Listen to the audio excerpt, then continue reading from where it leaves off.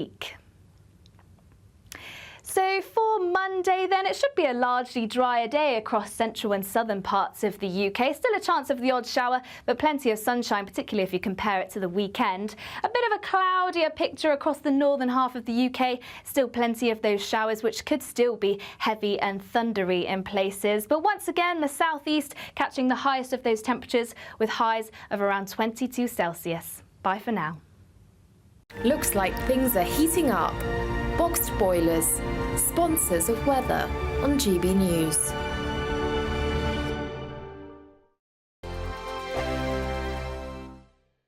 If you want your news to be straight talking, this is a nightmare for the Conservatives again. down to earth, It's not just Nottingham where this is happening, is it? and most importantly, honest, Hard-working, middle-class taxpayers, they'll get the book thrown at them. then catch me, Martin Daubney, Monday to Friday, 3 till 6 p.m. on GB News, Britain's news channel.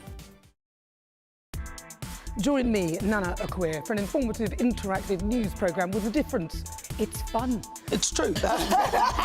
You're not wrong. No one will be cancelled. Lovely. Join me from 3 p.m. every weekend, only on GB News, Britain's news channel.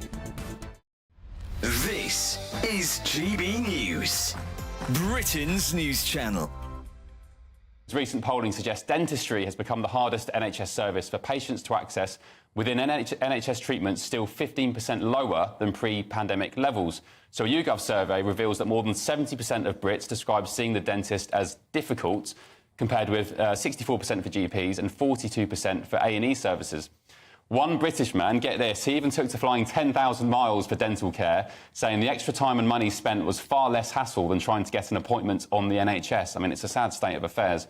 And a shocking 1/5 of UK adults have also admitted to trying DIY dentistry, including the old trick of tying string around a wobbly tooth and slamming it in the door so it comes out. So should people be more careful when taking their teeth into their own hands? That is one of the problems. Obviously, population growth makes it much more difficult for people to access NHS services, but they need to then catch up on the other side with dental services and increase the amount of dentists and access to dentistry, and especially NHS dentistry, obviously. What's the cut-off age for free dentistry on the NHS? So it is 18 years old, Yeah. but there are exemptions around maternity, pregnancy. There's some free care around pregnancy. We saw some data a few weeks back about the number one cause for child admission into A&E is tooth decay. I mean, that was shocking when I read it. It's really bad, and what happens is people, kids with multiple decayed teeth, they basically have to be put under general anaesthetic, and then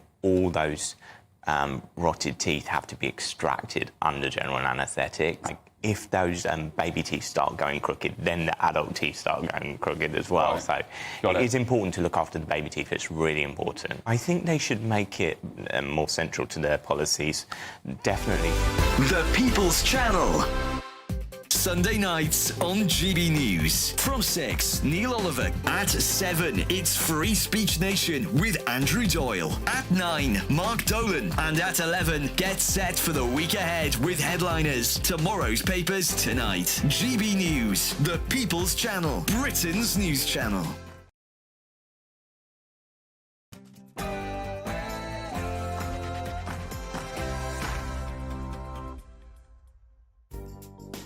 Good morning and welcome to the Camilla Tominey Show, and wishing you a happy Father's Day if you're a father. Happy Father's Day especially to my dad, Damien, who I know is watching this and who I'm seeing later for afternoon tea. Now, we've passed the halfway point on the campaign trail, 3 weeks down and only 18 more days to go until we know who will be forming the next government. Are the Tories toast, as Farage now claims he's the opposition? I'll be asking the Transport Secretary, Mark Harper, what he makes of the latest catastrophic polling for the Conservatives. And it is catastrophic. It puts them down to a potential of winning just 72 seats. Patrick Diamond, the former advisor to Tony Blair and Gordon Brown, will be here as co-author author of the 2005 and 2010 Labour manifestos. I'll be asking him all about Labour's pledges this week. And prospective MPs find themselves in the firing line for attacks right now. We've seen Farage attack with a milkshake and cement. So it's physical and verbal on the campaign trail. I'm going to be speaking to Lord Walney, the former Labour MP and independent advisor to the government, who'll be sharing his thoughts on how best to protect our politicians, not least because it's the 8th anniversary of Jo Cox's death today. Tom Harwood, our GB News deputy political editor, will be joining me to go through the morning's papers. And former Australian High Commissioner Alexander Downer, who led the right-leaning Liberal Party in Australia, will be here. We'll be discussing if the Tories could end up in a worse state than the Canadian Conservatives, who only won, oh my goodness, 2 seats in 1993. And I'm going to be speaking to Alan Evans, who's a former senior civil servant and political historian, who will be discussing his new book on civil servants. Have we got too many of them? Should some of them be scrapped? So, as ever, we've got another jam-packed 90 minutes of punchy politics ahead this morning. Do not even think of going anywhere.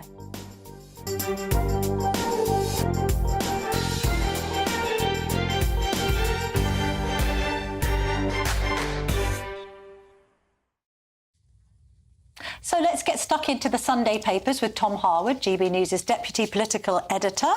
Tom, lovely to see you this morning. You're putting in a shift, aren't you, eh? We're basically working 6 or 7 day weeks here. I'm working a 12-day week this week. Love that. But Love no, that. it's a general election. I wouldn't be dreaming of being anywhere else. And with stories like this, Tom, we can't resist. So we've chosen the Mail on Sunday.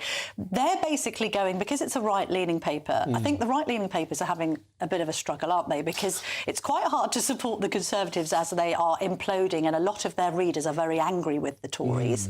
But you've also got the situation with Reform inevitably leading to a supermajority for Labour, because there are certain seats where a vote for Reform is a vote for Labour. I don't care what Nigel Farage and Richard Tice say about this.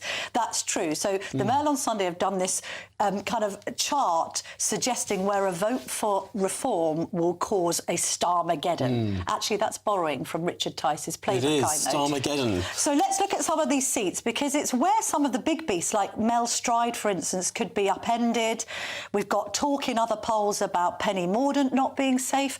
I read something last night saying Rishi Sunak might not even be safe in Richmond in North Yorkshire. That is on the very outer bounds of the of the polls there. But even in the Survation MRP poll, now these are the huge sort of 20,000 plus what's known as multi-level post-stratification and regression analysis polls. That's good for a Sunday morning, Tom. Well done. Which are incredibly complicated seat-by-seat analysis. But even in that Survation MRP poll that shows 73 seats, just 73 seats from for the Tories, down from 365 in 2019. Crazy. Even in that, Rishi Sunak does keep his seat, but Penny Mordaunt doesn't, and James Cleverly doesn't. No. So it's just...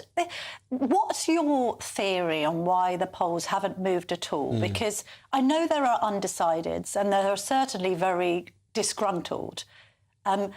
But at the same time, Labour's vote share is also going down as people splinter off towards Reform and the Lib Dems, right? Yes. So we've got the prospect now of Labour sort of walking into this supermajority on the basis of a lower vote share than Tony Blair ever won in 1997 with his landslide. It's remarkable, isn't it? But if we look to the Prime Minister in a general election who won the highest number of votes in British history, no one surpassed him in this. Do you know who it was?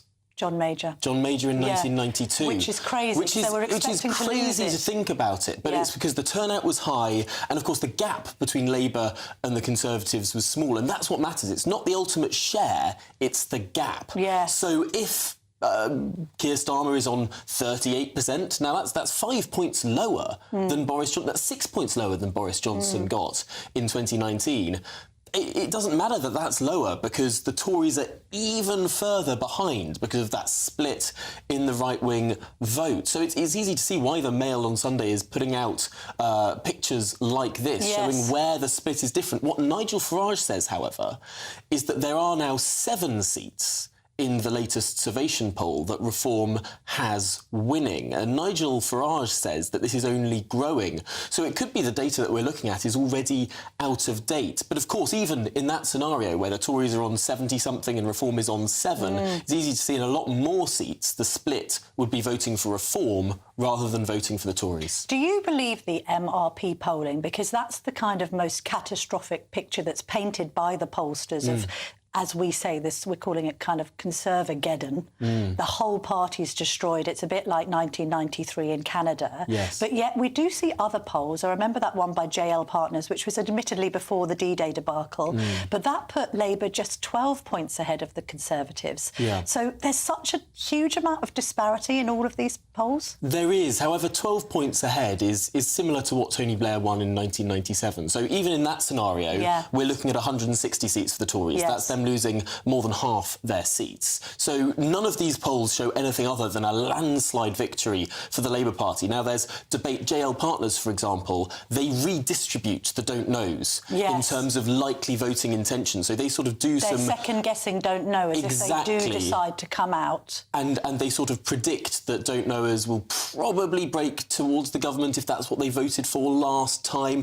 There's a lot of complicated maths that goes on behind all of these polls. But the thing is, there isn't a single poll that says that we're in hung parliament territory, that we're in Tory majority territory. All of the polls say there'll be a Labour landslide. The only disagreement is this a 1997-style Labour landslide, or, as you keep mentioning, the Canada 93 situation, where the Tories, the Canadian Progressive Conservative Party, as it was then, led by Kim Campbell, went from the party of government with an absolute majority in the Canadian House of Commons to just 2 seats. I mean, Stephen Harper, who was then the Conservative Party leader, subsequently, I think it took him 13 years to recover this situation. And a party merger. The Progressive Conservative Party died. Reform merged with it, and they created the Conservative Party of Canada. But do you think Farage has based his whole approach on the Canadian picture so that he can start rising like a phoenix from the flames, from the ashes of the Conservatives? Is that his game plan, do you think? If that is his game plan, he will be a very old man indeed before he even has a whiff of power. He'll be well into his 70s. Although he's younger than Keir Starmer, which is the stat of this election, I think. Keir Starmer's 61, Farage is 60. There's quite a good game that political journalists are playing, which is, can you name celebrities that are actually older than Keir Starmer, but that seem younger? It seems that Keir Starmer looks a lot like younger than he is. And there are lots of celebrities who you'd think are in their 40s who are actually older than Keir Starmer now. Which is weird. But yes. Has he had a good week? I mean, let's just look at The Observer. The Observer are the ones who are talking about this idea of Labour being on course for the lowest combined... the Tories and Labour being on course for the lowest combined share of votes since 1945. And expressing a bit of concern, I think there is some concern about whether Keir Starmer will have that mandate. I'm just reminded of the Brexit referendum, and because it was so close, because it was 52 to 48, lots of people said on the Remain side, oh, well, we don't have a mandate for hard Brexit because it's a close result. So, well, if you're going to apply that to Labour, getting a supermajority on the back of a lower vote share than Tony Blair, so more seats for less, in a way, then are we then able to argue we can't have, pardon the pun, hard Labour for 10 years? Well, I suppose it would be an argument, and it would be a consistent argument with the way that people in the Remain campaign argued after they lost the vote. However, of course, people in the Leave campaign said, well, a majority's a majority. A majority, that's democracy. And that is democracy, and there is untrammelled power for a parliamentary majority in our system. It's what Lord Hailsham called an elective dictatorship, because we don't have a separate executive and legislature like they do in the United States, where the president can be one party and Congress can be different parties as well. In our country, it's all the same. If you're the Prime Minister and you have a big majority, you can change any law you want to. Although, I mean, I might speak to Philip Diamond about this in a moment, the guy who wrote the manifesto for Labour in 2005 and 10. Is it actually... Patrick Diamond, sorry. Is it actually difficult for a leader to have such a big majority, because then you've got unwieldy backbenchers doing all sorts and you don't have much control? There's one thought that I was thinking earlier in the week when we were looking at the G7 in Italy with those 7 party leaders, 7 prime ministers and presidents, almost uniquely unpopular. each one of them in each country, left and right. Yeah, the Telegraph did something on this. Is this the most unpopular group of G7 leaders in history? And it's easy to Their see poll why. ratings were Justin in the minuses. Trudeau in Canada, double digits behind in the polls. Olaf Scholz in Germany, double digits behind in the polls. Emmanuel Macron losing to the far right in France. Of course, Rishi Sunak here, Joe Biden in the United States. Wherever you look, incumbent governments in Western countries, they've faced high interest rates, high taxes, had a bout of high inflation, and that is the political cocktail, the economic cocktail that is leading whichever party the incumbent comes from. The opposition are rising in the polls. That's a clue for actually Keir Starmer when he gets into office. Yeah, be careful Does what you wish suddenly for. the shine come off, and is it actually right now the worst job in politics? Also, he didn't really expect to be Prime Minister. He thought he was going to be in a holding pattern while Boris Johnson sort of, you know, lambasted around the world stage for 10 years. Let's have a quick chat about the resident royal trooper at Trooping. Kate's back. She is, and didn't she look marvellous? She looks... That is such a royal phrase. Isn't she amazing? The point is she's channeling her inner Audrey Hepburn there. It's all very My Fair Lady. We can't put too much pressure on the princess because, as she said in that statement, Tom, she's had good days and bad days. I mean, if this was a bad day, I'd love to have a bad day as bad as this because she looks phenomenally good. But it kind of warms the cockles because a lot of the news at the moment is a bit gloomy. It is, and even the weather was gloomy, but I think she shone through. Yes. But isn't it interesting, the choices that were made there, sort of channeling My Fair Lady, Audrey Hepburn? What are they trying to say about that? Was Kate Middleton... once a commoner and now... marbles in her mouth, gargling and changing from her Cockney accent. She never had marbles in her mouth, although there was that quite unfortunate criticism of the fact that Carol, her mother, Middleton, was an air hostess. And, you know, the rain in Spain does stay mainly on the plane. I love the way that you've said that. Also, a quick word, Tom. I know you love your football. I know you're absolutely drilled into this. But the Euros, may they also bring some welcome cheer to this sorry state of affairs where we're in a June that is the sun isn't shining. Everyone's probably had it up to here with electioneering. Can we celebrate the football? England versus Serbia tonight. Will you be watching? I might tune in for a bit. I just hope that England does better than Scotland did on Friday. We all hope that. I know that Keir Starmer missed out on watching the Scotland game. Oh, bless him. And called it dreadful. Oh, really? Well, at least he didn't make a Rishi Sunak mistake and think that Wales were at the Euros when they didn't qualify. That was a bit of a boo-boo. Tom Harwood, thank you for working so hard. Try and get some rest today, for goodness sake, because I'll no doubt see you tomorrow as well when I'm on the 7 o'clock hour and you're on the 8 o'clock hour. Lovely to see you, though. Thanks for coming in. Coming up next, as I said, I'm going to be joined by Patrick Diamond, who's a former advisor to Tony Blair and Gordon Brown, as the man who co-authored 2 of Labour's manifestos. What does he make of Sir Keir Starmer's offering this week in Manchester? Stay tuned.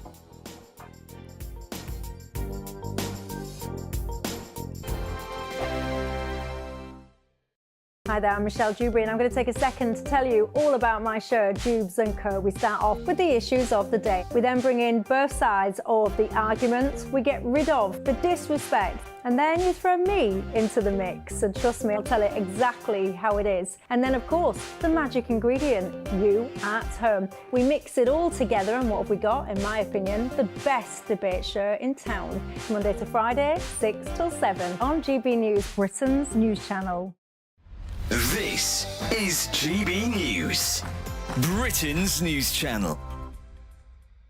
D-Day was shrouded in secrecy. Ken Hay was days away from landing in Normandy and still didn't know what was happening. I don't think we really appreciated what we were going into. Actually, on D-Day, I was on a 30-mile route march, and we see the planes going over and that sort of thing. And we realised that wherever they were going, then we got the news that, in fact, it was Normandy, and we knew we were scheduled for that.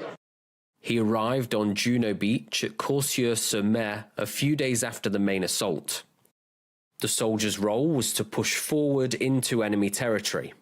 I didn't land on D-Day. I landed shortly after in June. I was in the infantry, so I was a rifleman and I was up the front. While on night patrol on July 7th, his unit was attacked. My brother was a corporal in the same platoon, and he was out with me. He got back. 16 of us out of 30 got back. 5 of us got captured, and 9 got killed. Germans put him to work in a POW camp in Zabas, Poland. With Soviets advancing, the prisoners were forced to march for 1,000 miles. At one point along there, my leg was chopped. I lay down in the snow. If it hadn't been for two guys who fell back in the column and picked me up, I'd have just gone to sleep and frozen to death. 2 American tanks turned up on the 22nd of April, Sunday afternoon, and we were liberated. Ken feels pride for the role he played in Normandy and thanks God for keeping him alive. People say, why did you volunteer for the services? It was a completely different atmosphere then. You did your bit. The People's Channel. I'm Patrick Christie's. Every weeknight from 9, I bring you 2 hours of unmissable, explosive debate and headline-grabbing interviews. What impact has that had? We got death threats and the bomb threat and so on. As time passes, she could have saved Storm. You made my argument for me. My guest and I tackle the issues that really matter, with a sharp take on every story. Went everywhere. Something practical could be done. Or I can become something different. Patrick Christie's tonight from 9 p.m. only on GB News, Britain's news channel.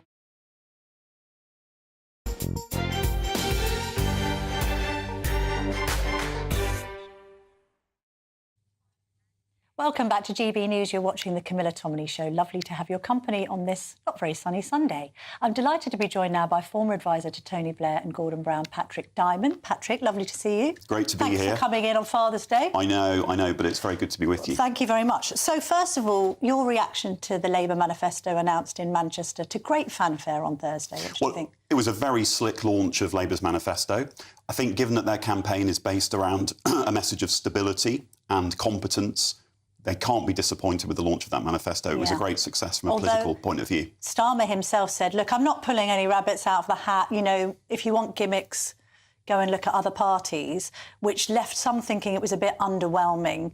You know, there wasn't much in it that we didn't know that they were already going to announce. Then they say about this idea of not raising taxes for individuals. So they're saying no taxes on working people. So no increase to VAT, no increase to income tax and no increase to national insurance.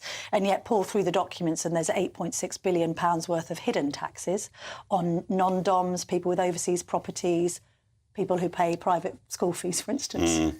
I mean, is it smoke and mirrors? Well, I think it's trying to offer the best assessment they can of where the country is on tax and spend. They're not in government yet. It is true that there is a lot of pressure to raise taxes, and we've seen reports today about the NHS. When you look at the funding situation facing the National Health Service, it does look like whoever's in government next is going to have to seriously look at the long-term funding mechanism. But election campaigns are like this. We have a debate about tax and spend, which, as the Institute for Fiscal Studies have pointed out, isn't as candid as it could be about the choices facing the country. Yeah, as in people are being told that they're not going to be taxed more, but if both sides, whoever wins, keep those tax thresholds frozen, the tax burden goes up whatever happens. Exactly, and I think one of the phony aspects of the debate in the election so far has been people are not focusing on the fact that there's already substantial tax rises baked in, whoever's in power, in the existing Tory proposals. So that means that taxes will rise whatever happens on July the 4th. What's your reaction to some of the concerns, and maybe they're only being expressed on the right, but the idea of Keir Starmer winning a supermajority, a much bigger majority than Tony Blair's, but comparatively on a much smaller vote share? I think the YouGov poll that put Reform ahead of the Tories, that so-called crossover moment, had Labour's vote share down to 37%. And I personally think, you know, if you're getting below 40% and you've got a massive majority, something doesn't seem quite right there. There could be criticisms that you don't have the mandate. I appreciate how democracy works, by the way, and I appreciate first past the post. Is that a legitimate complaint? Because Tony Blair won his landslide in '97 on the basis of 43% of the popular vote. I think in this case, if the number begins with a 3, it's not quite the same proposition, is it? Well, I mean, people will look at the share of the vote, but in the first past the post system, obviously what matters is what is happening in individual constituencies. And because of the way the system works, it does mean that you can win a very substantial majority on a somewhat lower share of the vote than the one that Tony Blair got in 1997. I mean, it is interesting there's a lot of discussion about what does Labour do about the problem of a supermajority. Yeah. If you're a supporter of the Labour Party, you're thinking to yourself, that would be a very nice problem to have. I mean, because Labour has not had many supermajorities in its history. Let's discuss that, because obviously you've been close to previous Labour leaders, Blair and Brown. Is that a problem? If he's got, say, over 250 majority, for instance, and he's managing huge amounts of different types of Labour MPs, the young, the older, the experienced, the inexperienced, maybe the more Corbynista and the more moderate. Is that problematic for him, do you reckon? Especially as he didn't expect to be Prime Minister, let's be honest. I think initially the enthusiasm, the wave of unity across the Labour Party at having won the election, if that's what happens on July the 4th, and I think there's still an if, we can't assume anything, we can't assume any outcome about this election, but if that happens, then initially there'll be a mood of unity. But of course, as time goes on and they have to make difficult decisions about policy, there is scope for disagreement. The way that we tend to look at this is a left-right split, so we think, are there left-wing MPs in the Parliamentary Labour Party who will cause difficulty for Keir Starmer? That could be a factor, but I think there's other policies that could lead to other divisions. For example, housing. If you have lots of Labour MPs elected for suburban constituencies in which there is going to be substantial new development of housing, will that lead to divisions about how far you can go on development and new towns and so on? So I think we could see divisions, but not necessarily of the traditional left-right kind. Starmer as an individual, I mean, I just said there he didn't expect to be Prime Minister, just to put that into context, because obviously he won the leadership, Boris Johnson had won an 80-seat majority. It looked like he was going to be in play for at least 5 to 10 years.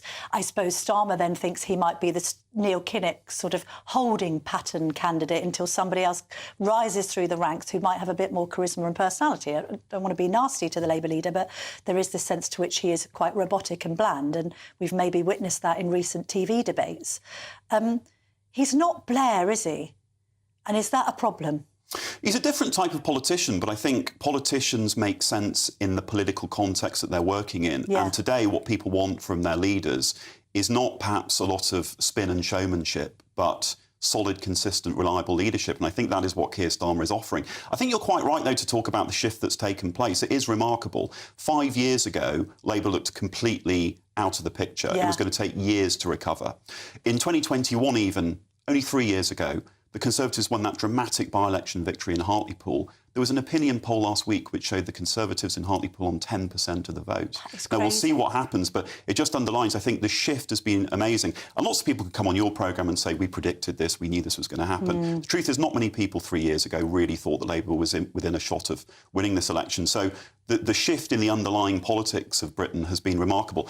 And when I say Britain, I think, obviously, that's partly about what's been happening down here in Westminster, but also Scotland. Yes. One of the reasons why Labour's set to do so well on July the 4th, potentially, is because Scotland's politics have completely transformed since the resignation of Nicola Sturgeon. Yeah, and also, I suppose, people fed up with how long the SNP have been in power there, in a similar way to people being fed up with 14 years of Tory rule. And that is extraordinary. You have that sense both in Westminster and in Holyrood that it's time for a change, whether it's the SNP in Scotland or the Conservatives governing the whole of the UK. There is that mood of, we're just fed up, we want something different. And hence why his sloganeering, Keir Starmer particularly, it's just that one word, change, which I noted in Manchester. Can I talk to you about constitutional matters? Because you've got some skin in the game here.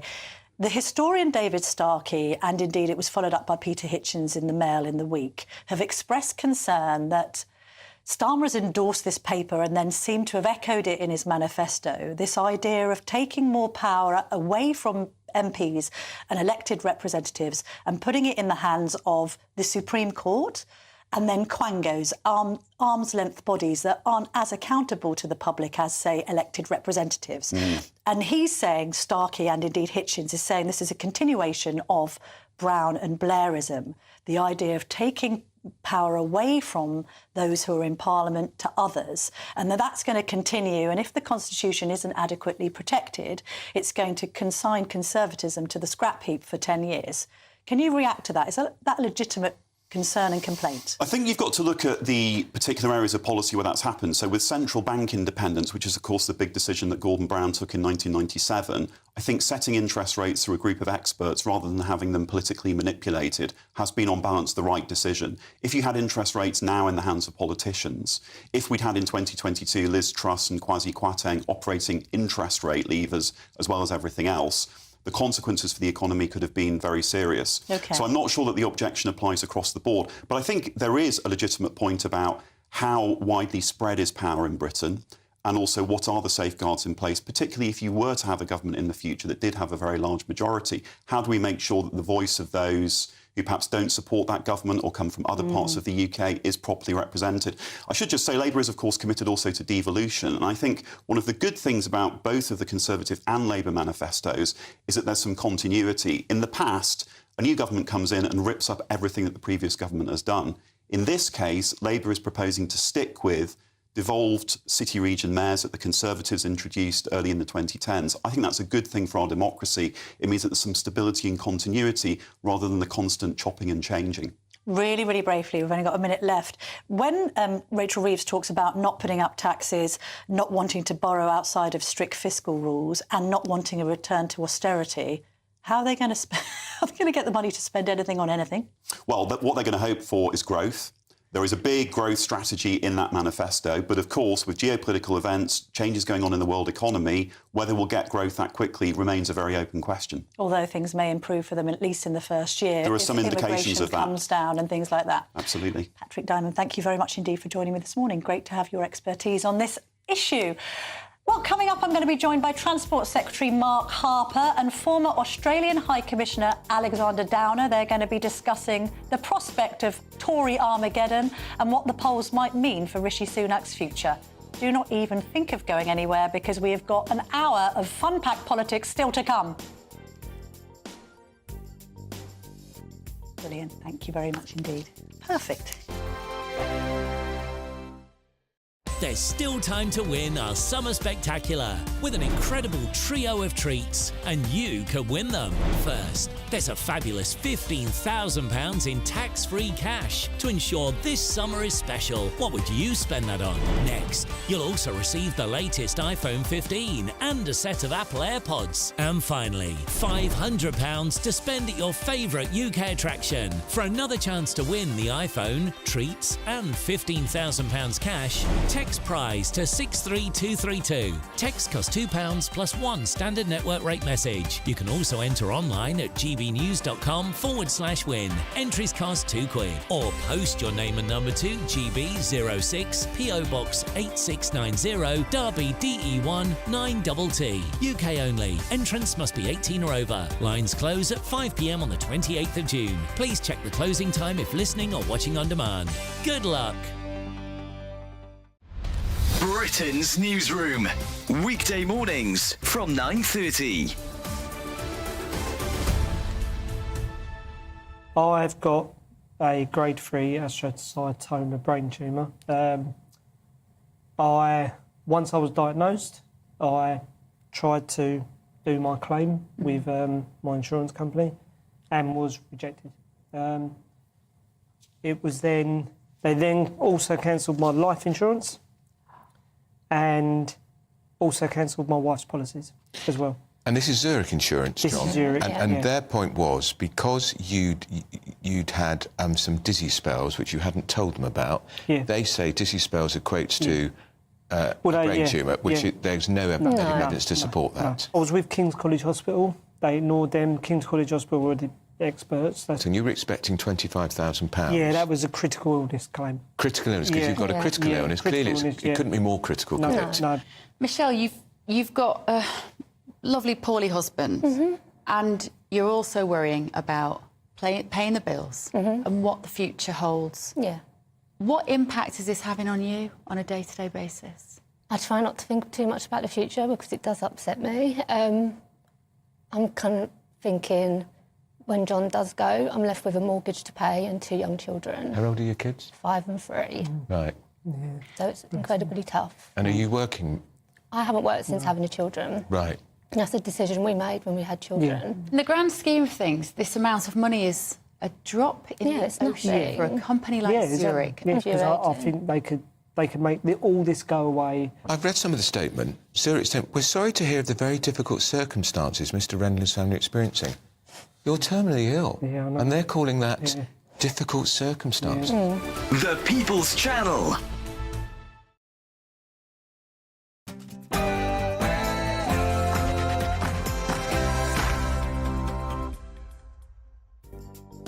Welcome back. So much more to come in the next hour. I'm going to be joined by the Transport Secretary Mark Harper and former Australian High Commissioner Alexander Downer. But first, here's the news with Sam Francis.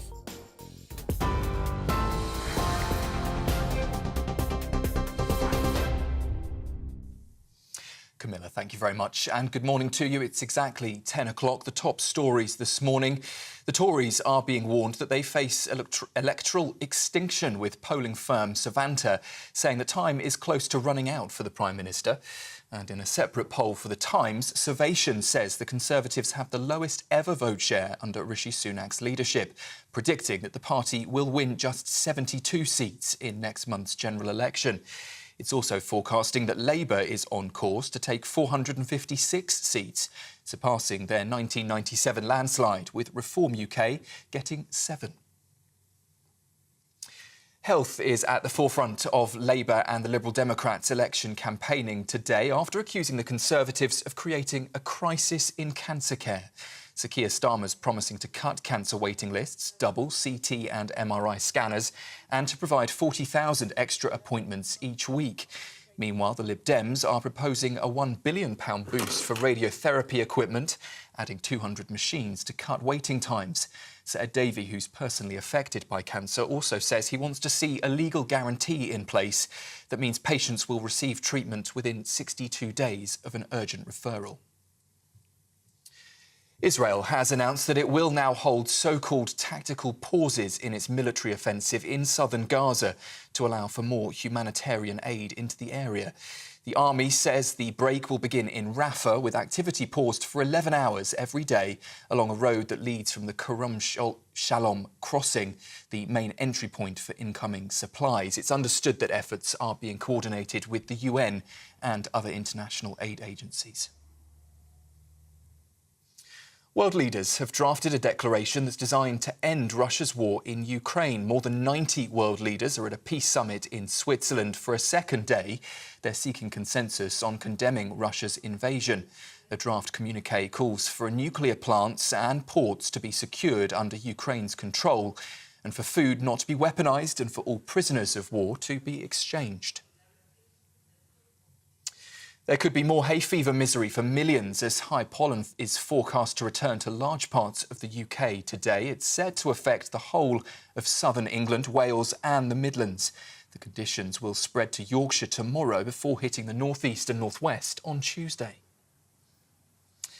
And finally, the countdown is now on as England prepare to kick off their Euro 2024 campaign against Serbia tonight. Hundreds of thousands of England fans are expected to travel to Germany throughout the tournament to cheer for the national team. Manager Gareth Southgate says that he expects everyone to enjoy the game, despite German police labelling the match high risk.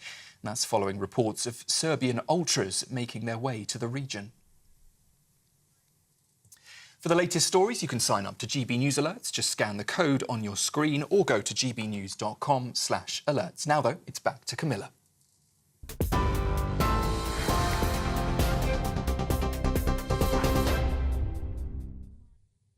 Thanks, Sam. Welcome back to the Camilla Tominey Show. Still lots more to come. In just a minute, Transport Secretary Mark Harper will be here. I'm going to be grilling him about Nigel Farage's claim that Reform is now the opposition, not the Tories.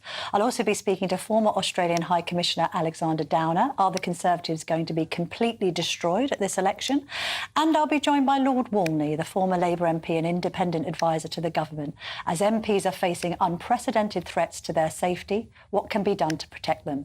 And Alan Evans, former senior civil servant and political historian, will be here to tell us about his new book about the inner workings of Whitehall. But I'm delighted to be joined first by Transport Secretary Mark Harper. Great to see you, Morning, Mark. Funnily enough, the Labour Party are running scared. Well, I know, and we've had our altercations in the past, but it's good to see you in the flesh because, would you believe the Labour Party haven't put anyone up to us today, I think because of my interview with Emily Thornberry last week. So I'm glad that even though you're having an absolute hammering in the polls, you're not afraid of some robust questioning.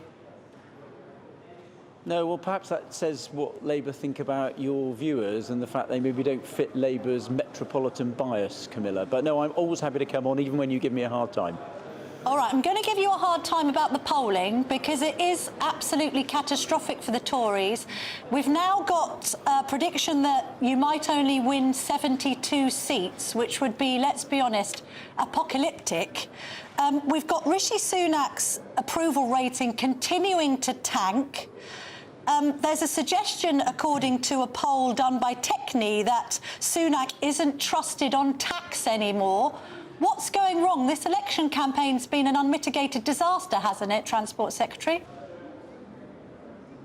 No, look, it hasn't. Look, first of all, I understand why people want to ask about the polls, but it's worth just saying, look, apart from some early postal votes, nobody's voted in this election yet, and we also know from the polls, if we're going to quote them, a record number of people, I think 44% of the electorate, haven't yet made up their minds about who they're going to vote for. It's exactly the reason why we come on shows like yours to make the case about a Conservative government with the programme that we've set out for lower taxes, dealing with migration, a fully costed programme for government. And in fact, Labour let the cat out the bag this morning. The programmes that Wes Streeting was on, he's let the cat out the bag, but there's more Labour spending coming that's not in the manifesto. He said the manifesto is effectively a document to get them through an election campaign. And that means only one thing. It means what we've been saying is correct, which is you vote Labour, there are unfunded spending promises, and that can only mean more taxes on hard-working families. And we've costed that at £2,000 for an average family over the Parliament. And I don't think your viewers can afford that sort of tax burden. And that's why under the Conservatives they'll get reductions in taxes. We've laid out a clear programme, fully funded to do that, on working families, on making sure pensioners don't pay the retirement tax they'd pay under Labour. I think that's a very strong offer. That's the case we're going to be making between now and polling day, and I think that's where people's minds will be concentrated about the potential choices they face. Only Rishi Sunak or Keir Starmer is going to be Prime Minister on the 5th of July, and those people thinking about voting reform, if they vote reform, they're going to get a Labour government with a large majority and a blank cheque to do whatever it likes. Having said that, when you keep on doubling down on this £2,000 claim, you're saying that Labour will add £2,000 to British households. At the same time, Fraser Nelson, the editor of The Spectator, crunched the numbers for the Conservatives, and he calculated that over the course of the next Parliament, should Rishi Sunak win power again, that the Conservatives are going to add £3,000 to people's tax bills. For as long as those tax thresholds remain frozen, Mr Harper, people are going to end up paying more tax. Look, we've set out our plans very clearly. Our manifesto has us stabilising and then reducing taxes. And if you're an average worker, you now face the lowest tax rates that you have done for 50 years with the reduction we've already made in national insurance and a further 2% cut to come. You face the lowest tax rates than you have for 50 years. Now that's the direction of travel that we want to do. Now look, it's been tough because we had to get the public finances in order. You know, the argument that Rishi Sunak made when he was running to be Prime Minister was that you had to deal with the public finances and then cut taxes, which you could do in a sustainable way. Now, we've had to do that hard graft to do that. The British people have had to do that, but we're now in a position where we can cut taxes in a sustainable way, and we're the only party that can win this election that's setting that out. Under Labour, there's going to be more spending, more taxes. For example, just this morning, they haven't ruled out increasing council tax bans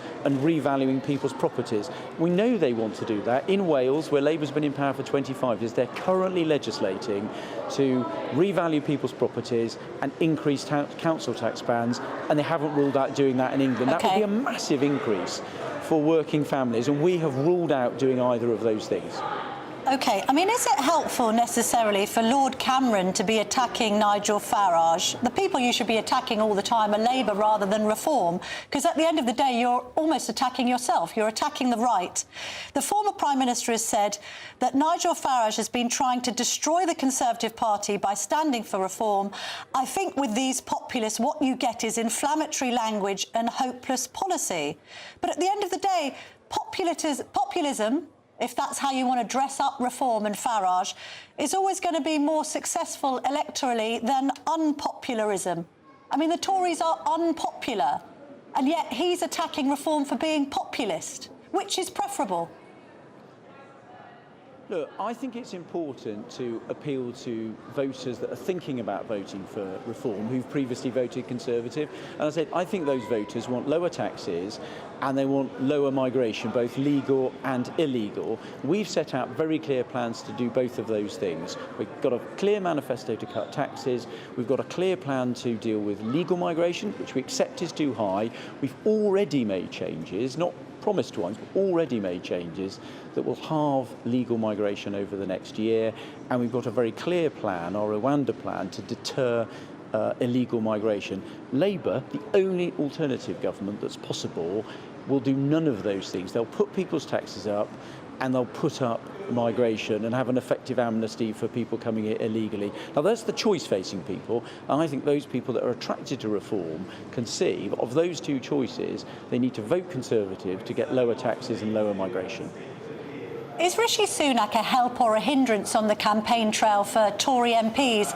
We noted this week that Andrea Jenkins has removed all reference to Rishi Sunak and the Conservatives from her leaflets. She's instead been photographed with Nigel Farage.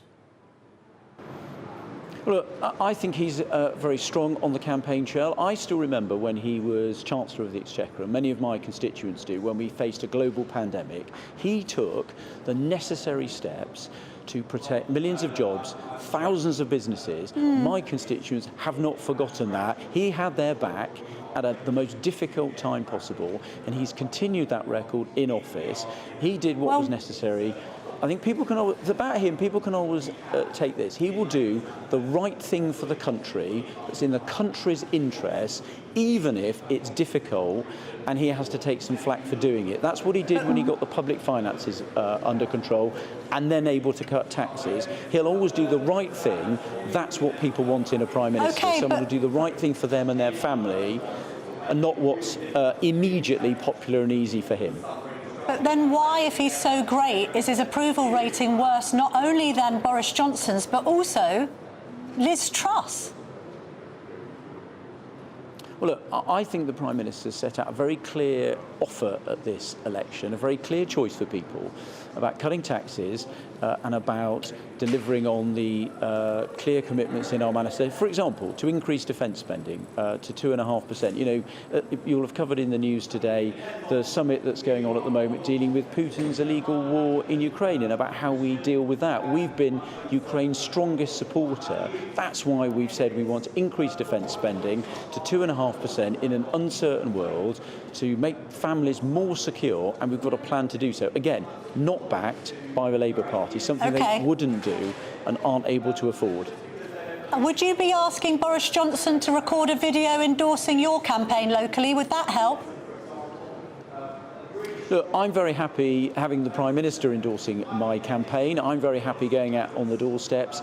But I'm very happy. I want all Conservatives to be campaigning for the Conservative Party. I think every Conservative 100% should be focused on winning this election and fighting for every vote right up until the polls close on the 4th of July. That is the single Johnson be on the campaign trail then?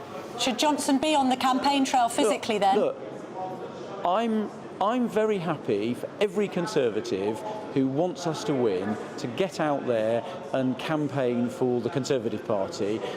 Anyone who wants us to win, very happy to have them on the campaign trail campaigning for votes.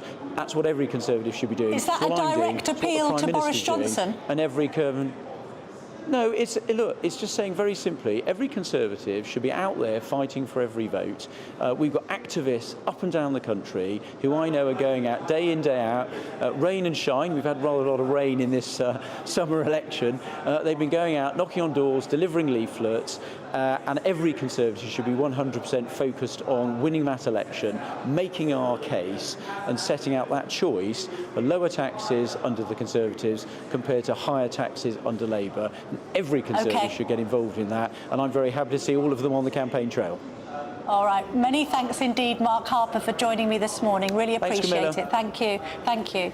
Pleasure. In just a minute, I'm going to be joined by the former Australian High Commissioner, Alexander Downer. I'll be asking him what he makes of the collapse of the Tories in the UK. Are they doomed? Don't go anywhere. I'll be back in a jiffy.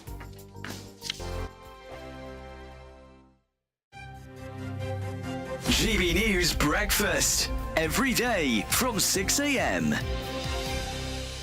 farmers across the country are inviting us all to learn more about food production and sustainable farming techniques. It's an annual event organised by the farming charity Leaf, and it's aimed to show people really how food is produced in the countryside.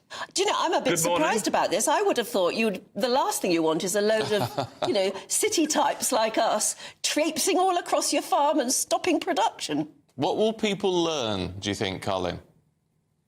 That basically farmers are nice people and we produce good food.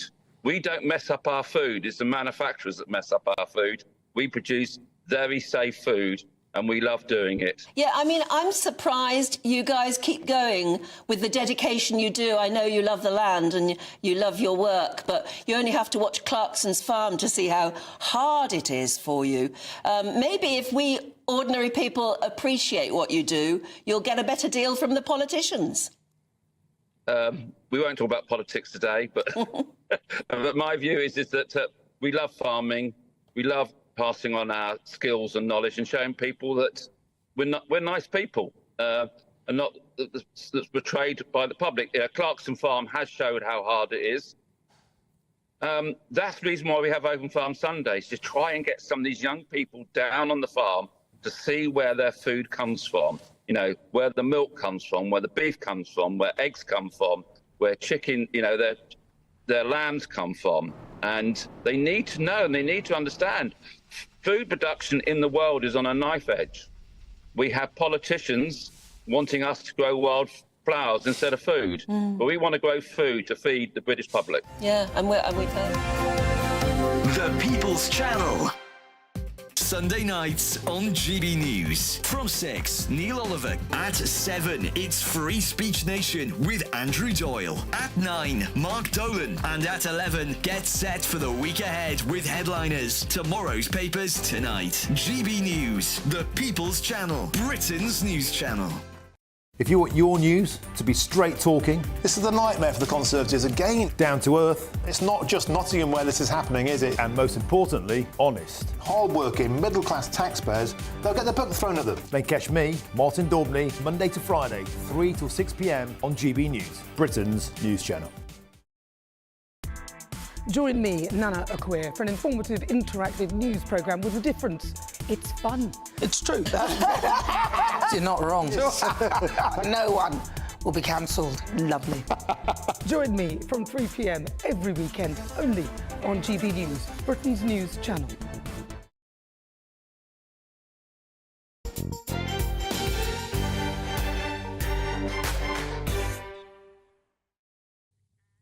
Welcome back to the Camilla Tominey Show. I'm delighted to be joined now by the former Australian High Commissioner, Alexander Downer.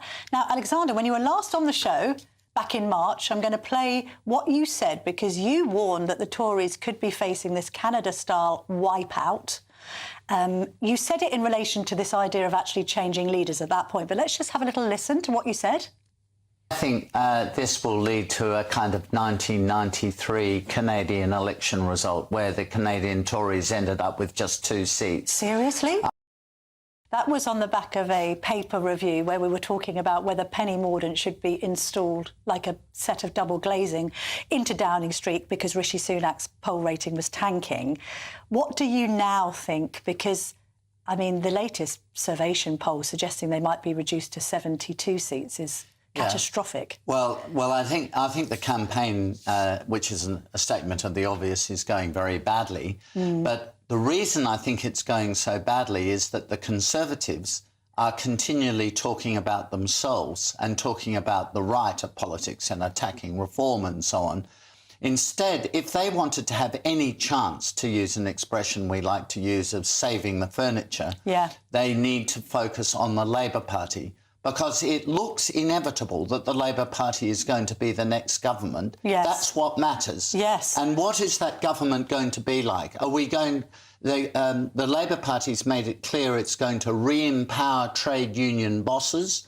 So we're back to the Britain of the 1970s, the winter of discontent and all of that. They are planning to increase taxation in a whole lot of different areas. They have massive spending programs. So the government is going to control more and more of the economy. Productivity will continue to, at best, flatline, probably decline, as it has done in Australia under Australian Labor.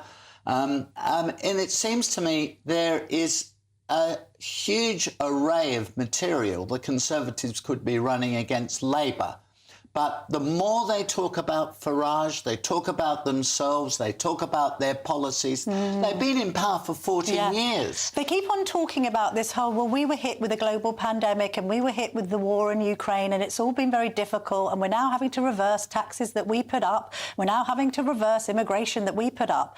The public's stopped listening, haven't they? I mean, you've been around the block for a long time. They might be fair arguments, those arguments, but the public is looking to the future.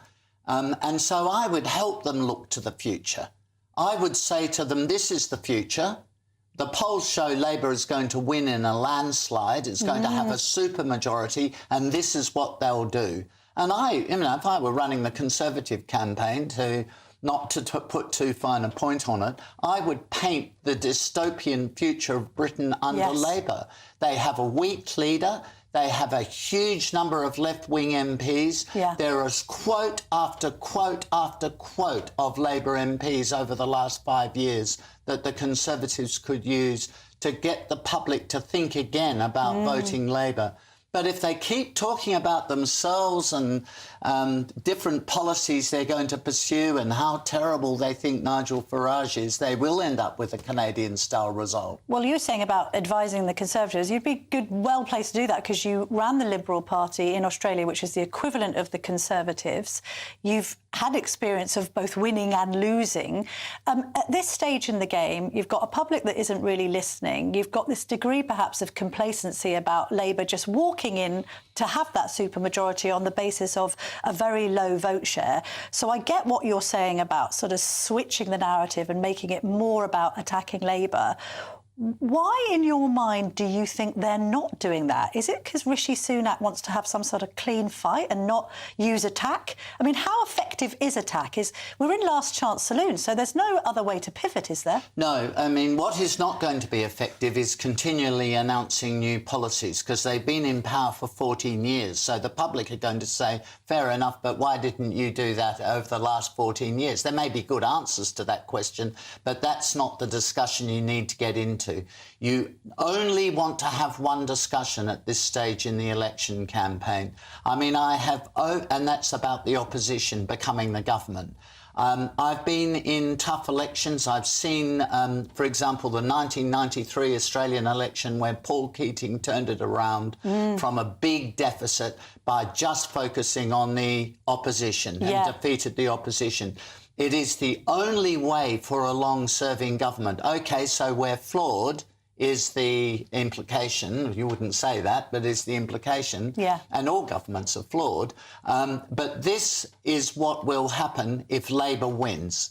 And if they talk of nothing else but that and be strident and determined in that message, then, well, they'll save the furniture. If they keep talking about themselves and Nigel Farage and so on, they will end up with a Canadian-style result. Really? Is there still time to save the furniture? I mean, you've talked about it being a disastrous campaign. Just how bad has it been? I mean, given an evaluation of the D-Day debacle, for instance. Well, I mean, it speaks for itself. You can't do that sort of thing during an election campaign. You have to focus on doing the right thing by the D-Day veterans. That's the priority for that day, was the 6th of June. So on the 6th of June, that should have just been penciled in as no matter what else happens this day, that is what we're going to do on that day. So for a week, there was discussion about D-Day. For a week. And that's a week out of the campaign. That's a week, of course, they will know that, the Conservatives, but that is a week.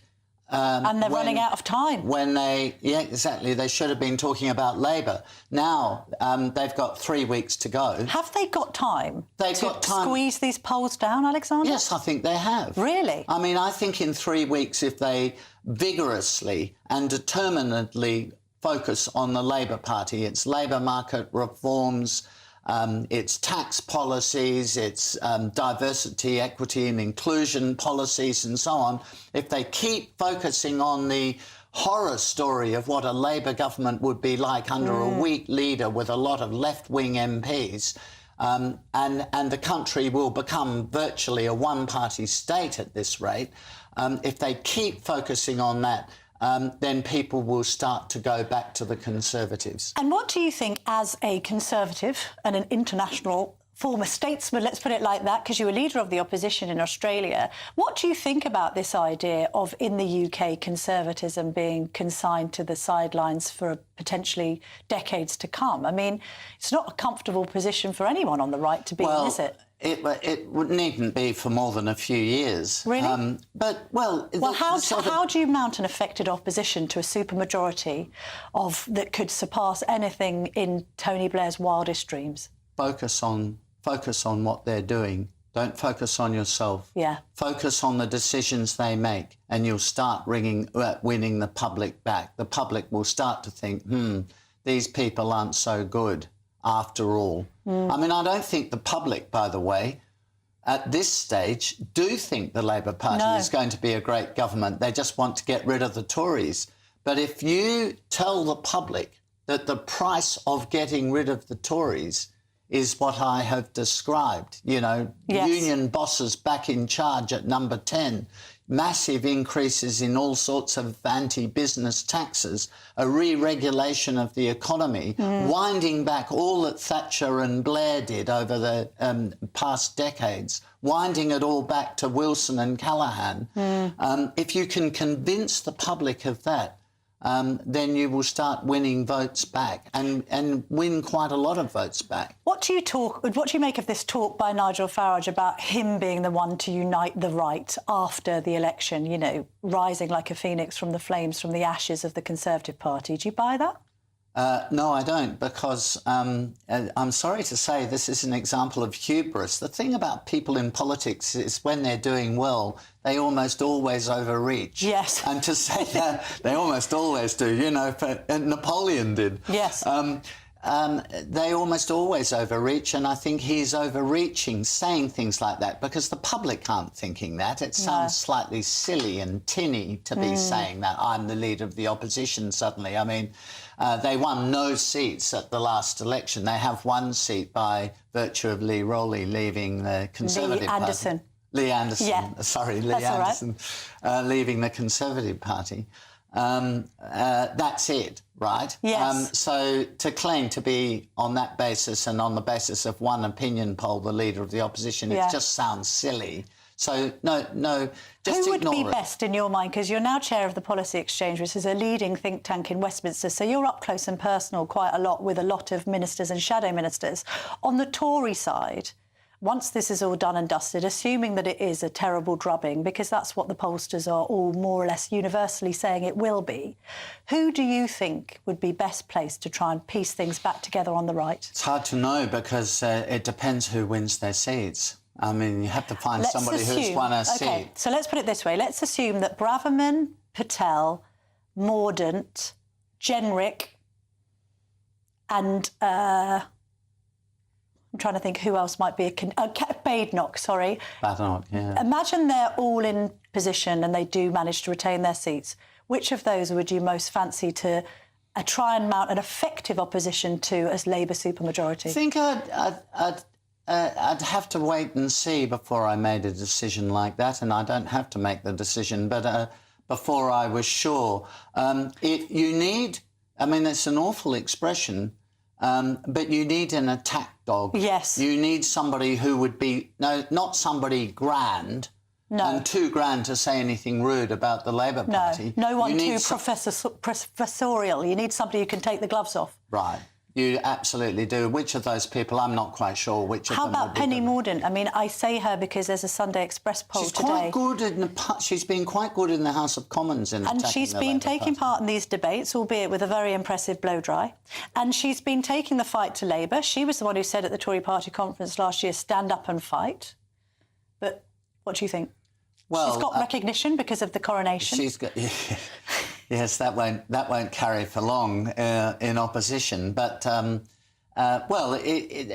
She might have plenty of fight. I think she does show she has plenty of fight. Might be effective to have a woman as well, just to keep on reminding Labour about their lack of female leadership. It doesn't matter whether it's a man or a woman. It matters whether the person is effective. Some women are brilliant leaders and some are hopeless, and the same with men. So it's not about men and women. But get somebody tough, I think, is the conclusion here, Alexander.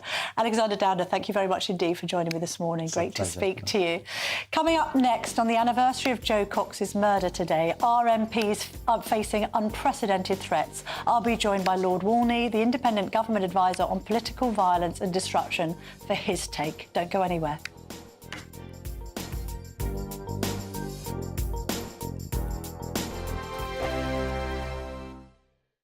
This is GB News, Britain's news channel.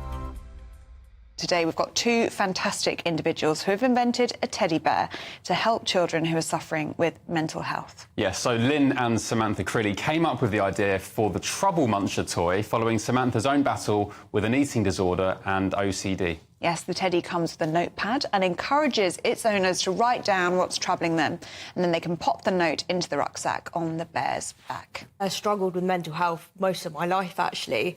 And, oh, no, it's fine. I've got one. I feel quite sorry for you. But and one thing I always did was message my mum, and it was a thought disassociation kind of technique. I would message you, even now, I message you thoughts that come into my mind, but massively when I was younger. And I thought, what happens if you're younger and you don't have this? And I think in today's technology-fueled world, I think we go back to basics, and it just helps them to process by writing it down. Everything's so instant these days.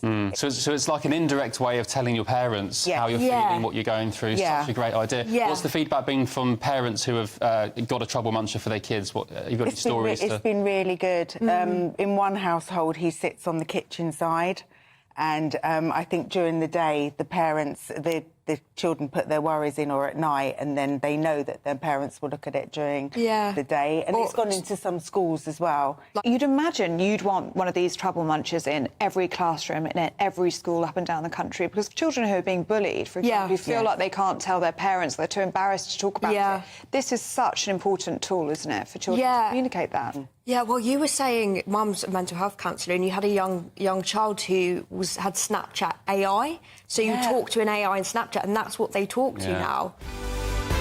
The People's Channel. Hi there, I'm Michelle Dewberry, and I'm going to take a second to tell you all about my show, Dubes & Co. We start off with the issues of the day. We then bring in both sides of the argument. We get rid of the disrespect, and then you throw me into the mix. And trust me, I'll tell it exactly how it is. And then, of course, the magic ingredient, you at home. We mix it all together, and what have we got? In my opinion, the best debate show in town. Monday to Friday, 6 till 7 on GB News, Britain's news channel. Are the newspapers getting you down? My wife didn't divorce me that month. Struggling to separate the wheat from the chaff? I know that it's a bit of a circus at the best of times. Well, don't worry. Headliners has got you covered. We'll take the burden of reading the day's news, and if we get depressed, who cares? It's an occupational hazard, frankly. That's Headliners on GB News from 11 p.m. till midnight, and the following morning, 5 till 6 a.m. on GB News, the comedy channel. Nah, just kidding. Britain's news channel.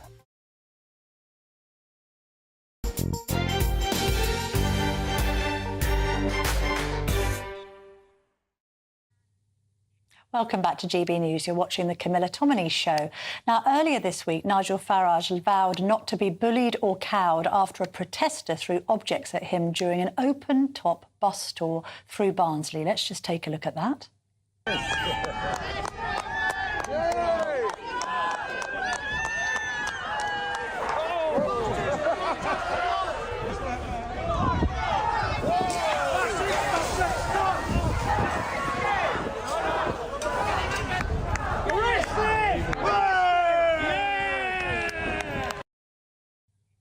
For For those listening on the radio, you then see police officers cart the protester away.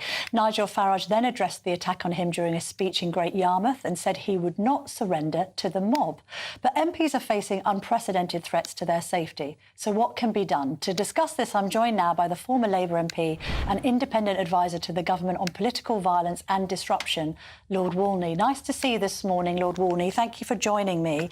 I mean, it's quite sad, actually, and depressing that we're discussing this topic again on the 8th anniversary of Joe Cox's murder. I know you've written a report on this. You've looked at these matters very closely. On one day, it's a milkshake. On another day, it's pieces of cement. But it strikes me that MPs are facing unprecedented threats to their safety. Would you agree with that analysis?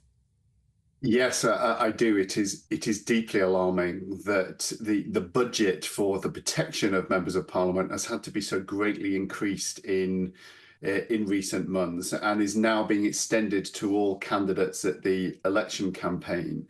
You've got MPs and now candidates who are being told it's not safe for them to use public transport.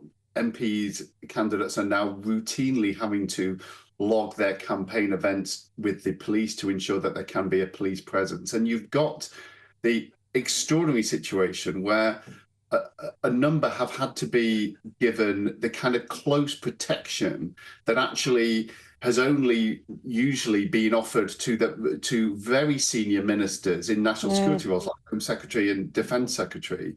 All of us remember this time 8 years ago, I think many of us were watching the football, England, Wales, when the awful news about our friend Joe being killed. We've had Sir David Amos, who's been stabbed, murdered since then. And unfortunately, the threat level remains extremely high for people on the front line of politics. Are you confident that MPs are getting the right help and advice? Because we've seen, obviously, verbal attacks. That's quite commonplace. We've seen physical attacks like the ones on Farage recently. We've also seen MPs own homes and offices surrounded by mobs, particularly when it comes to those campaigning for pro-Palestinian sort of causes. Equally, we had Rosie Duffield, the Labour MP, saying that she couldn't attend her hustings in Canterbury this week because she feared the reaction from some campaigners in response to what she said about the transgender debate. And yet I've spoken to MPs and they feel there's an inconsistency when it comes to sort of parliamentary advice and guidance on security.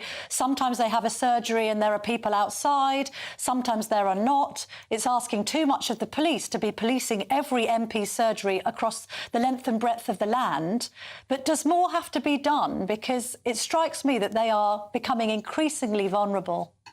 Yeah, well, the constituency services across the country, as you say, do now need to be policed. That is the sad reality. But you're right that there is a real inconsistency and misunderstanding, and that can be within police forces. And I think the wider way in which all of us look at the right to protest and the right to freedom of speech. And I think too often, in laudably wanting to protect that, confuse the kind of aggressive intimidation that actually many MPs and candidates are being subjected to as an expression, a vital expression of democracy, where actually is an attempt to cow people unacceptably and often just make them afraid and try to intimidate them into doing what you want. And we should be much clearer that that kind of aggressive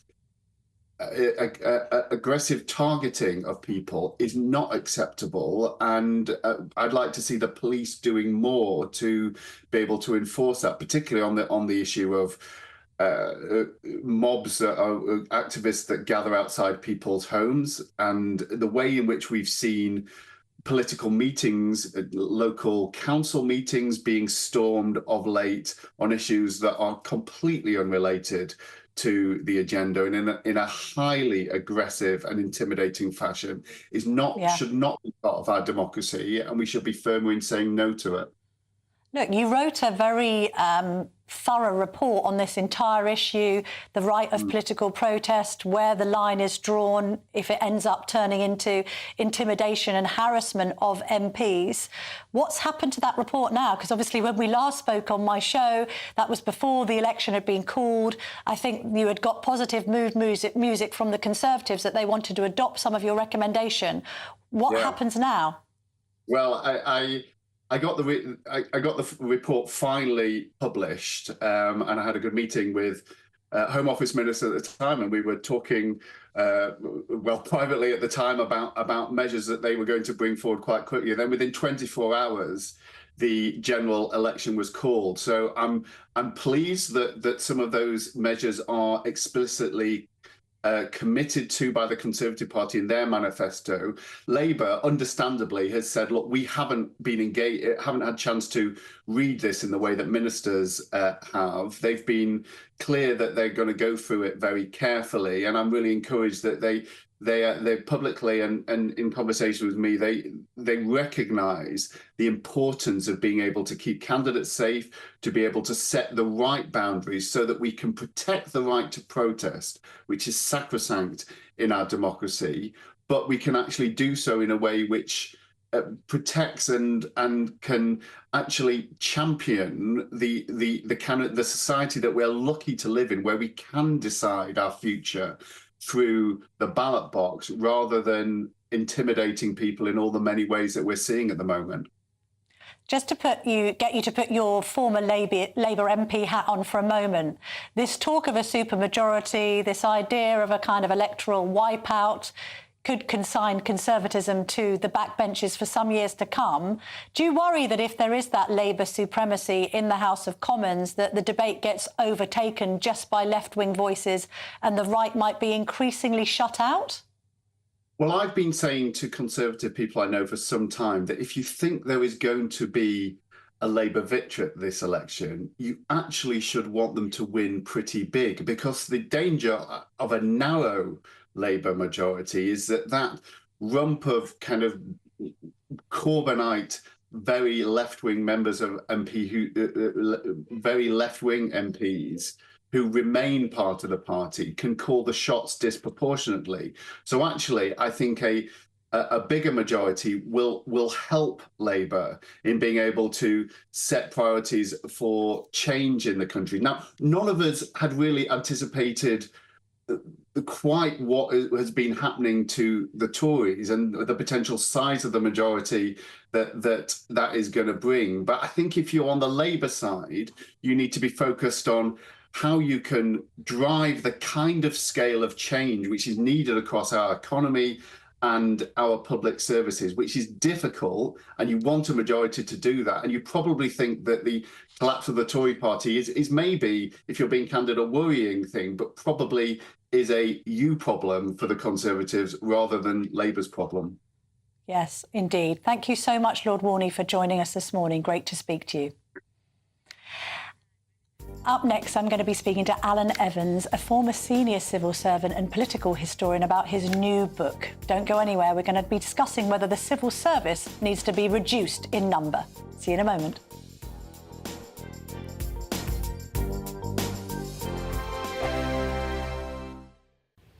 Hello and welcome to your GB News weather update, brought to you by the Met Office. For the second half of the weekend, there's sunny spells and showers, some longer spells of rain. However, it will be largely dry in the southeast, where it'll be feeling warmer too. Through into the morning then, still plenty of scattered showers across the country. These are a little bit heavy at times. We've also got some longer spells of rain just sweeping its way southwards across Scotland and into parts of Northern Ireland. Plenty of sunny spells in between those showers though, and feeling a little bit warmer across the southeast, where we'll start to see highs of 21, maybe even 22 Celsius in those longer spells of sunshine. Plenty of blustery winds as we head into Sunday afternoon, particularly across the northwest of Scotland, where we'll see those outbreaks of rain. But generally that rain clearing to the far south of Scotland and turning largely dry across the far north of Scotland by the evening, though still a fair amount of cloud around here.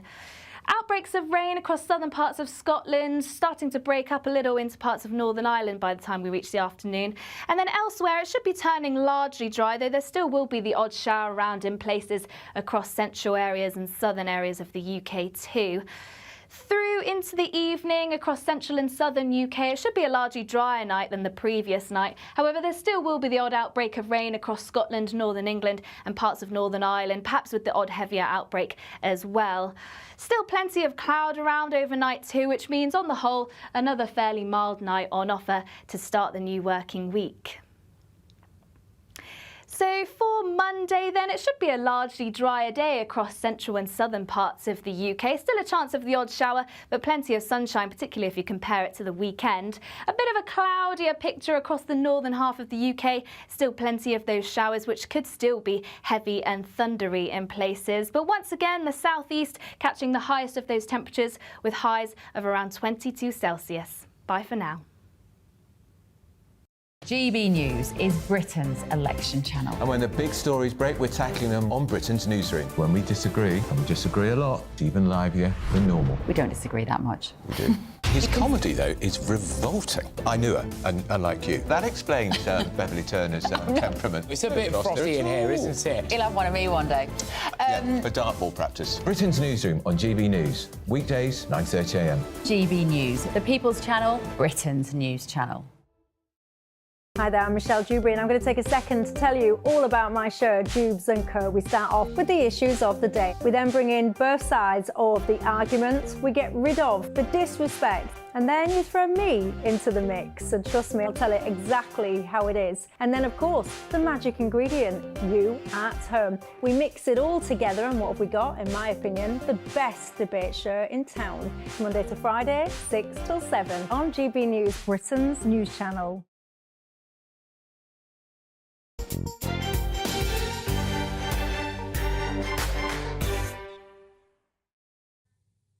Welcome back to the Camilla Tominey Show. We're going to discuss in a moment whether what Liz Truss referred to as the blob has become too powerful.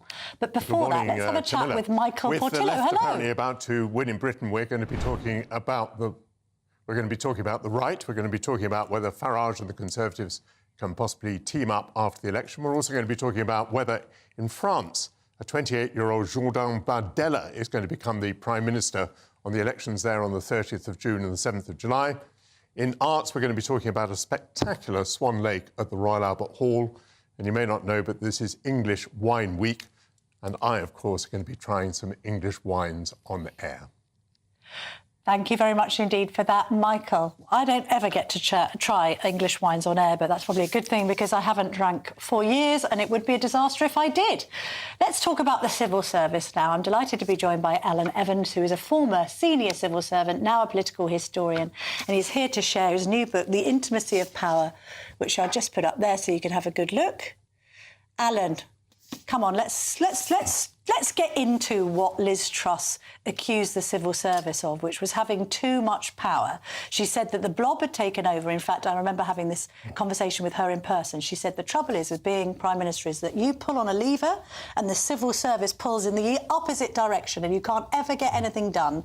Is that a fair analysis or not? I think it's totally unfair. Is it? Having worked in Number 10, having worked in many departments, the ministers who know what they want, and you've got Michael Portillo on shortly, who he knew what he wanted as Defence Secretary. The ministers know what they want, will set down their views, set out their vision, work courteously with their civil servants. And I find, in my experience, that ministers who criticise the civil service without a justification is normally because they can't either articulate their views or, for whatever reasons, are not powerful enough to win the argument. Well, let's give the counter-narrative to that, because we had a couple of ministers, Priti Patel and Dominic Raab, accused of being too robust in expressing a view, that they were getting frustrated with their civil servants. They expressed their frustrations and then they were sort of accused of bullying. So can there also be just a disconnect between ministers wanting to carry out quite a radical agenda and civil servants saying, no, no, no, you can't? I haven't seen that happening. I mean, there's no cause for bullying, harassment by ministers of civil servants. Of course, that's out. But as I say, I repeat what I say, a minister who knows exactly what he or she wants is much more popular with civil servants than one who doesn't. And that's not a political statement. If the minister comes in and says, this is what I want to achieve, Tell me the pros and cons of different ways of doing it. That goes down far better with the civil service than a minister who comes in and says, well, I'm not quite sure, what do you think I should do? And Yes. the best ministers are the ones who give clear guidance, who are courteous with their civil service and know exactly where they want to go. But have we historically had civil servants and Tory ministers rubbing each other up the wrong way? Because despite all attempts to be impartial, that the civil service is largely left-leaning and so doesn't necessarily agree with the agenda that any government on the right is asking them to carry out. Well, again, I don't really believe that. If you look at my book, the section on Margaret Thatcher was extremely dominant in what she wanted to achieve.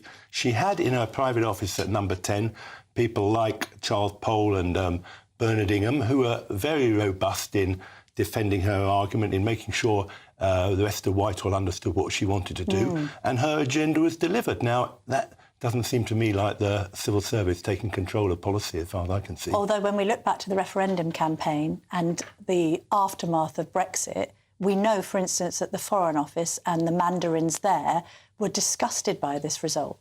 Well, I agree with that, and so they're not impartial then? No, and I suspect that the head of the Foreign Office, who made a comment on the way in which he voted in the referendum, probably regrets father doing that. That was Lord MacDonald, who was then the head of the FCO. Yeah. He disclosed to colleagues that he voted Remain in the Brexit referendum. Yep. Doesn't that blow all claim of impartiality out of the window? In fact, how can anyone be truly impartial? I know there's this aim for civil servants to act in absolute neutrality.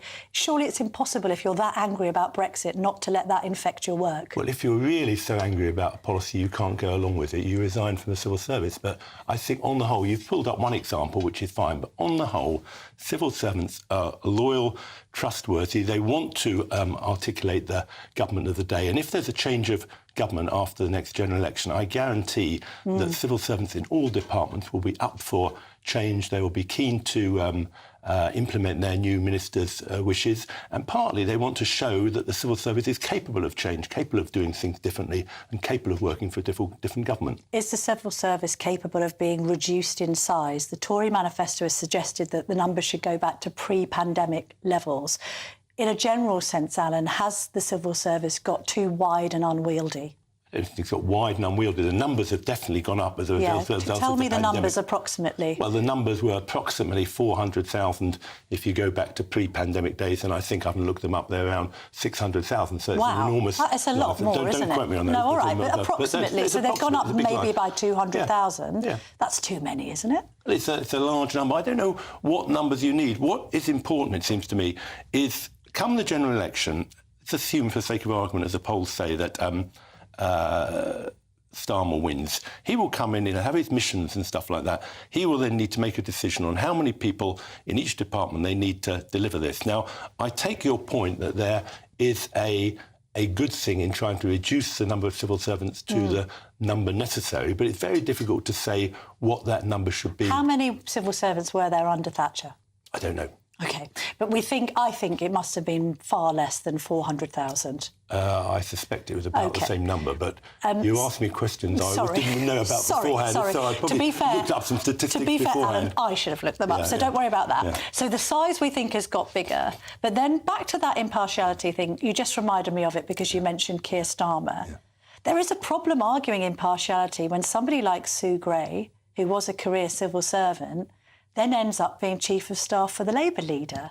That then suggests that all along she's harboured these left-wing tendencies that may or may not have informed her work. Well, I don't know the inner workings of Sue Gray's mind, and that wasn't also something I didn't think you'd talk about. Let me just make a slightly different point, if I may, which is if Starmer wins on the 4th of July, on the Friday the 5th of July, Saturday the 6th of July and Sunday the 7th of July, he will appoint around 100+ ministers. The vast majority of those ministers will have no experience whatsoever of government. They'll have done precious little training. He has never been a minister. The vast majority have not been a minister.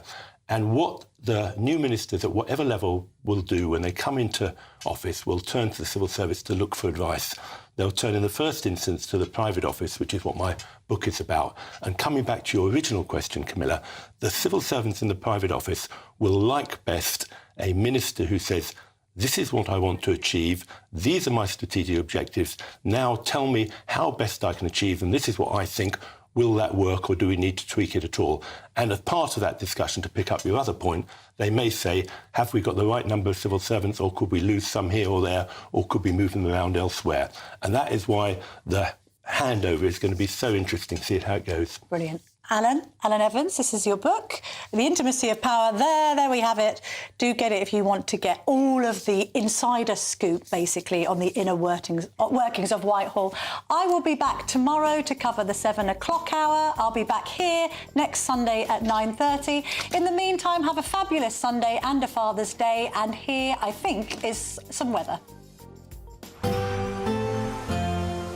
A brighter outlook with Box Solar, sponsors of weather on GB News. Hello and welcome to your GB News weather update brought to you by the Met Office. For the second half of the weekend, there's sunny spells and showers, some longer spells of rain. However, it will be largely dry in the southeast where it'll be feeling warmer too. Through into the morning then, still plenty of scattered showers across the country. These are a little bit heavy at times. We've also got some longer spells of rain just sweeping its way southwards across Scotland and into parts of Northern Ireland. Plenty of sunny spells in between those showers though, and feeling a little bit warmer across the southeast where we'll start to see highs of 21, maybe even 22 Celsius in those longer spells of sunshine. Plenty of blustery winds as we head into Sunday afternoon, particularly across the northwest of Scotland, where we'll see those outbreaks of rain. But generally that rain clearing to the far south of Scotland and turning largely dry across the far north of Scotland by the evening, though still a fair amount of cloud around here. Outbreaks of rain across southern parts of Scotland, starting to break up a little into parts of Northern Ireland by the time we reach the afternoon. And then elsewhere, it should